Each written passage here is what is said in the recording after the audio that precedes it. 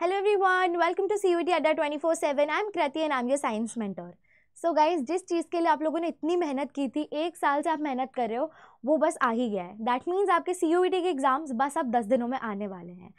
तो I know कि आप लोग बहुत टेंशन में होगे, बहुत ऐसे स्ट्रेस ले रहे होगे कि क्या आपका सिलेक्शन होगा नहीं होगा, फेवरेट कोर्स या यूनिवर्सिटी मिलेगी या नहीं मिलेगी. ये सारी की सारी टेंशन गाइस हमें भी थी लास्ट ईयर. सो बस आज के इस वीडियो में मैं ये ट्राई करने वाली हूँ कि मैं आपकी टेंशन को कम कर पाऊँ, क्योंकि मैं आज ऐसी कुछ टिप्स, कुछ रिसोर्सेज वगैरह आप लोग के साथ शेयर करूँगी जिससे कि आपकी सिलेक्शन प्रोबेबिलिटी इंक्रीज हो जाए. So make sure you watch this video till the very and. Now let's get started. सबसे पहले हम देख लेते हैं कि आज हम करने क्या क्या वाले हैं. तो पहले मैं आपको कुछ सीक्रेट टिप्स बताऊंगी जिन्होंने पर्सनली मुझे बहुत हेल्प की थी. दूसरी चीज़ आपका टाइम टेबल या schedule, then books and then we'll see test series. सबसे पहले सीक्रेट टिप्स देखते हैं. पहली चीज़ एनसीईआरटी.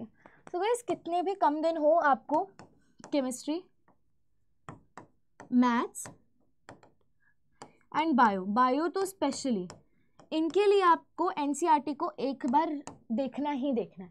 मतलब ऐसा नहीं बोल रहा हूँ कि मैं पूरा लाइन बाय लाइन बैठ के पढ़ते रहो, बट जस्ट आपने जो पॉइंट्स को अंडरलाइन किया है, हाईलाइट किया, उन्हें एनसीईआरटी से ज़रूर कवर करना.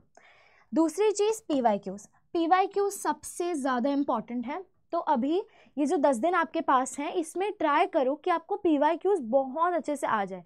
मतलब ऐसा एक भी पीवाईक्यू होना नहीं चाहिए जो कि आपको सॉल्व करने नहीं आता हो. सो पीवाईक्यूज बहुत अच्छे से कर लेना, क्योंकि जब पेपर देने जाओगे तो आपको लगेगा कि बहुत ज़्यादा रिपीटेटिव क्वेश्चन उसमें आए हैं. So PYQs is a must. Then next mocks को आपको बहुत अच्छे से देना है एंड टाइम बाउंड देना है. ठीक है, सो टाइमर लगा के उसको देना अच्छे से. एंड ओएमआर को फिल करने की प्रैक्टिस कर लो, बिकॉज आपको ये पता होना चाहिए कि आपको सर्कल फिल करने में कितना टाइम लग रहा है. सो ये सारा जब तक आप प्रैक्टिस नहीं करोगे, वहाँ जाके आपको बहुत नया नया लगेगा. सो घर पे अच्छे से मॉक्स दे दो. देन नेक्स्ट, अब आपने मॉक्स तो दे दिए, अब इम्पॉर्टेंट चीज़ है उसका एनालिसिस. तो मॉक्स जो दे रहे हो उसको ढंग से एनालाइज करो. अब एनालाइज कैसे करना है, तो देखो, जैसे कि फॉर एग्जांपल आपने केमिस्ट्री के 5 मॉक्स दिए. अब 5 मॉक में आपने देखा कि आप पर्टिकुलर कोई सेम टॉपिक के क्वेश्चन में ही गलती कर रहे हो. इसका क्या मतलब है कि आपको वो पर्टिकुलर टॉपिक आता ही नहीं है. दैट मीन्स आपको उस टॉपिक को बहुत अच्छे से प्रिपेयर करने की नीड है. पहली चीज़ तो ये पता चल जाएगी कि आपके वीक टॉपिक कौन से. दूसरी चीज़ ये पता चल जाएगा कि क्या आप टाइमली मॉक को दे पा रहे हो नहीं दे पा रहे हो. कई बार ऐसा होगा, मॉक्स दे रहे हो एंड 1 घंटा हो जाएगा बट फिर भी आपके क्वेश्चन छूट जाएंगे. दैट मीन्स आपको आपकी स्पीड को बढ़ाने की ज़रूरत है. तो ये सारी चीज़ें जब तक आप एनालाइज नहीं करोगे, तब तक सिर्फ मॉक देने से कोई फ़ायदा नहीं होगा. नेक्स्ट चीज़, एक्यूरेसी पे बहुत ज़्यादा फोकस करना.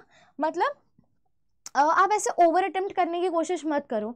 जैसे कि बहुत ज़्यादा गेस वर्क हम लगाते हैं, वो नहीं लगाना है. एक क्वेश्चन आपको लग रहा है कि ये तो मैंने सुना ही नहीं है, बट फिर भी मैं मार्क कर देता हूँ या कर देती हूँ, तो फिर वो बहुत गलत है, क्योंकि यहाँ पे होती है नेगेटिव मार्किंग. ठीक है, अगर आपने एक क्वेश्चन भी गलत किया, दैट मीन्स आपके -6 हो जाएंगे. सो बेटर है कि आप इस चीज़ को बहुत अच्छे से ध्यान में रखो एंड जो क्वेश्चंस आते हैं उन्हें ही अटेम्प्ट करो. नेक्स्ट, टाइम मैनेजमेंट पेपर में करने की बहुत नीड होगी, क्योंकि मैथ्स के पेपर में स्पेशली आपको लगेगा कि पेपर बस छूट ही जाएगा. तो ट्राई करो कि पहले जो इजी सॉल्व हो रहे हैं उन क्वेश्चंस को करो जो आपका कम टाइम ले रहे हैं. Then move to the difficult ones जिनमें ज़्यादा टाइम कंज्यूम होता है. ऐसा नहीं करना है कि शुरू में आप ऐसा क्वेश्चन लेके बैठ गए जिसने 10-15 मिनट उस क्वेश्चन ने ही आपके ले लिए. ठीक है, तो फिर आपका पेपर छूटेगा ही छूटेगा. अब आ जाते हैं स्केड्यूल पे कि क्या टाइम टेबल आपको फॉलो करना चाहिए. बस एक जनरल मैं बताऊंगी, आप अपने अकॉर्डिंग उसको मॉडिफाई कर सकते हो. अब आप अगर एक नाइट आउल हो या आप एक अर्ली राइजर हो, अर्ली बर्ड कह देते हैं, तो आप अपने हिसाब से इसको प्रॉपर्ली मॉडिफाई कर सकते हो. मैं यहाँ पे सिर्फ आप लोगों को स्लॉट्स दूंगी कि इतने इतने स्लॉट्स में आपको पढ़ना है. अब टाइम आपको कैसे रखना है वो आप पे डिपेंड करता है. तो पहली चीज, आपको हर डोमेन को ट्राई करना है कि 3 आवर्स दो. डोमेन्स मेनली आपके 3 होंगे. 3 डोमेन्स जनरल में लेके चल रहे हो. अगर साइंस के आप हो तो आपके पास 3 डोमेन्स होंगे. अब पर डोमेन आपको 3 आवर्स देने, 3 hours to each domain.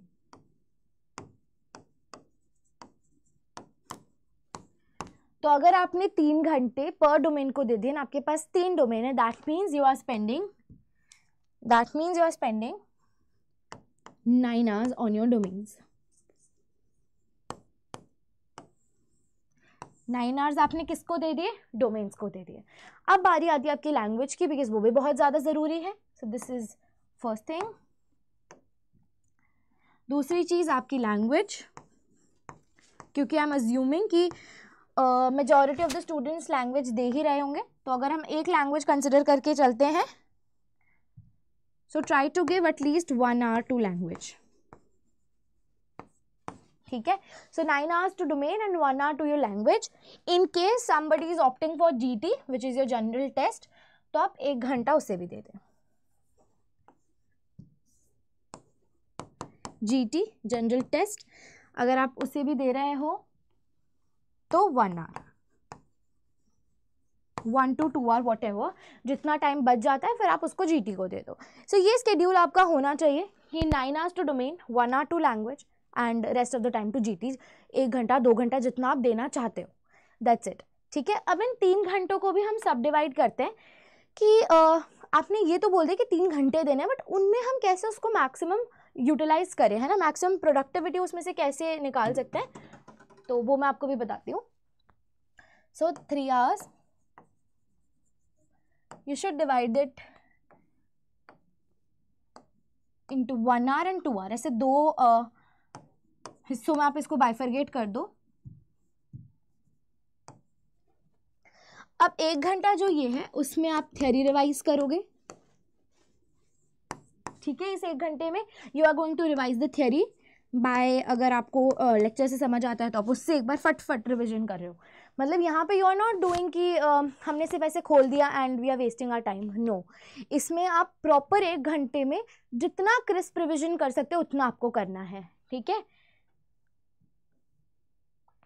It should be crisp. ऐसा नहीं है कि बिल्कुल आप जीरो से पढ़ रहे हो, एक एक चीज़ लाइन बाय लाइन पढ़ रहे हो. नो, अब सिर्फ 10 days हैं तो आपको स्मार्ट वर्क करना है. 1 घंटे में ट्राई करो पूरी ऑर्गेनिक केमिस्ट्री को यूट्यूब पे वीडियो लगाओ, आयुषी मैम ने करा रखे हैं बहुत ही कम टाइम में, उससे उस चीज़ को रिवाइज कर लो. तो 1 hour में आपका कॉन्सेप्ट हो गया एंड बचे हुए 2 hours में you can practice questions.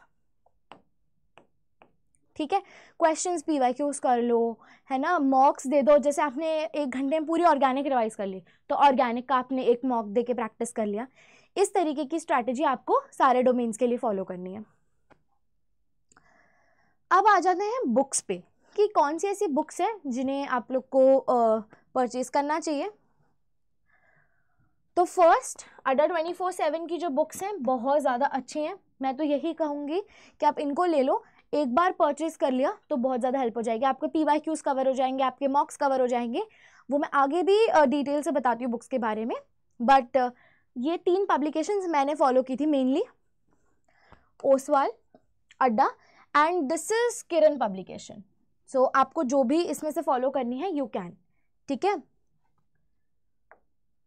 Then अब हम एक बार ये देख लेते हैं कि टेस्ट सीरीज क्यों देनी चाहिए, है ना. बहुत बार हमारे दिमाग में एक क्वेश्चन स्ट्राइक होगा कि हम एक काम करते हैं ना, हम नोट्स रिवाइज कर लेते हैं, हम PYQs कर लेते हैं, हम टेस्ट सीरीज क्यों दे.